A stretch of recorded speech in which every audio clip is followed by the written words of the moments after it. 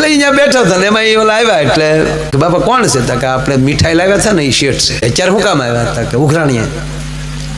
એ કે જો બેટા લગ્ન થાય ને તો દીકરા તારી ઘીરે રાણી આવે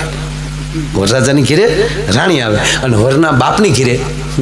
ઉઘરાણી આવે એટલે હવે મારે તારે તો રાણી આવી હવે મારે ઉઘરાણીઓ મારે બેટા બધી પતાવવાની કે કેટલા દેવાના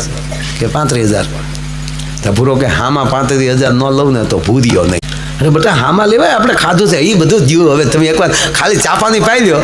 પછી હું પૂછું અને તમે મને ઓળખાણ આપી દો પછી જોઉં છું છેથીઓ કેમ પૈસા દી ન જાય ચા પાણી પીને બેઠા ને પછી ભૂરાઈ કીધું બાપા કોણ છે મહેમાન તક બેટા આપણે જે ગુલાબ જાંબુ ને રબડી જે લાવ્યા હતા ને એ શેઠ છે એના પૈસા બાકી છે ઉઘરાણી આવ્યા કેટલા દેવાના છે કે 35 એટલે આ તો આજે આપણે મીઠાઈ લાવ્યા થઈ કા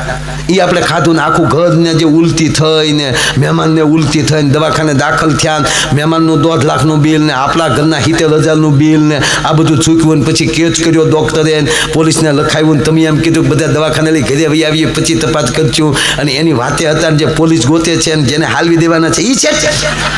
કરો પોલીસને ફોન કરો ઘંધણી ધન ભાગ ઘરે આવી ગયા છે ગોતવા બેઠા તો શેઠ ઢીલા પડી જાય એવું ન હોય ને એવું તો હોય ને મરી જાય વાકી ને